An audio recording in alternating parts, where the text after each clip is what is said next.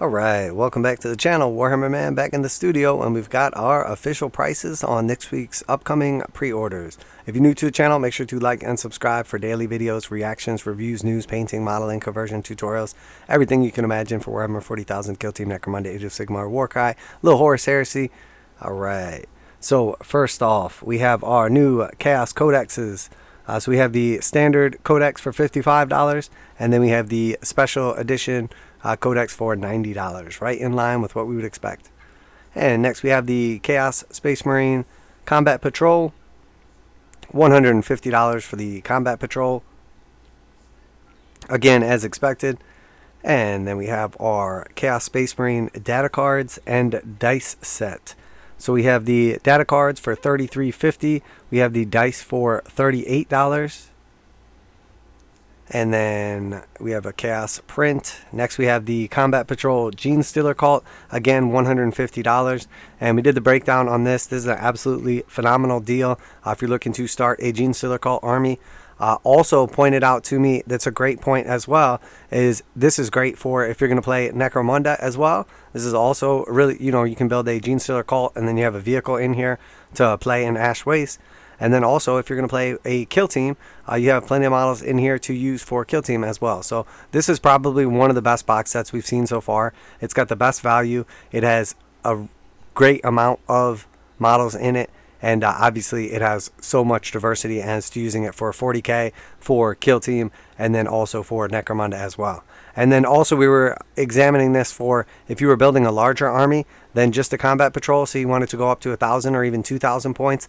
I definitely think that 2 of these is a great base for any Genestealer cult army. So again, excellent box. Definitely looking forward to this one. I'm picking that up myself as I've been holding off to expand my own Genestealer cults.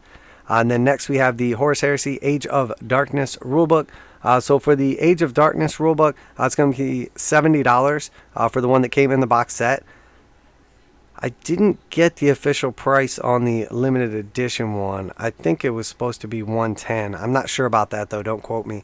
And also I got my prices in a different format this week too, so unfortunately I do not have the Canadian prices that I would normally have as well. So to my Canadian friends out there, sorry about this one. Most of them you could probably figure out because codexes and combat patrols and all that are pretty regular releases.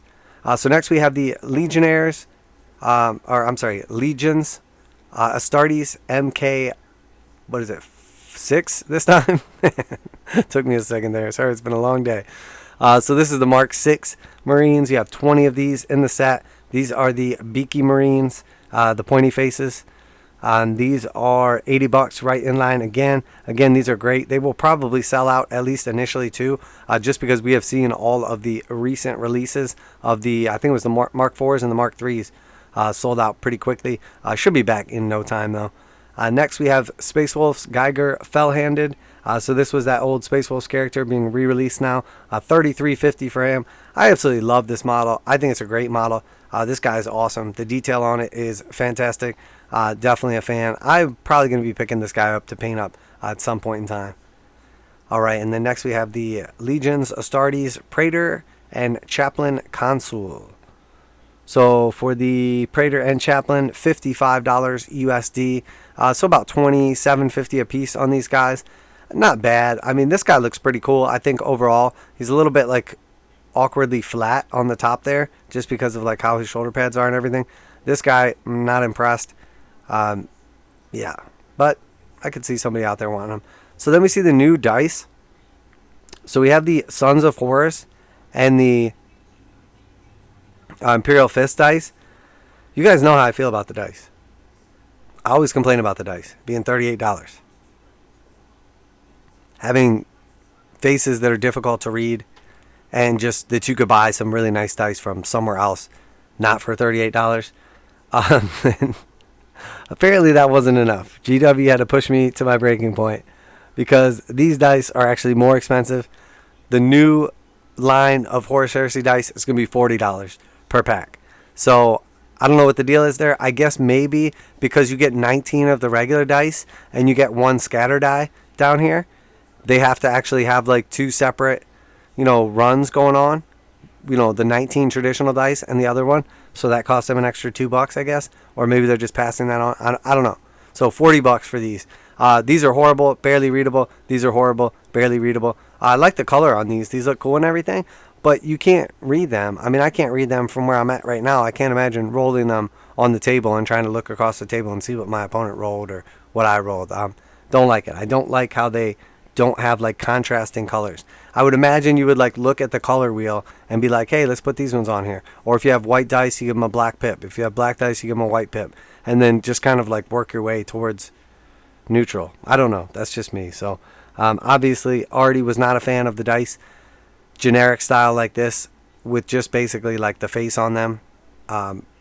Now even less so. Like these dice, if you could read them, I actually really like these. I think they look cool. I really like the color and everything.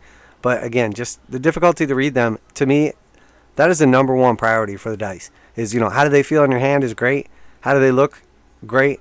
But realistically, you got to be able to read them. That's the most important thing. So I think these guys will probably be going pretty quick. I'm not sure about the other stuff. Maybe the limited edition Horus Heresy book. Probably the limited edition Chaos book. People like that kind of collector stuff, especially in this hobby. People are willing to pay a little extra to just have the quote-unquote collector's version.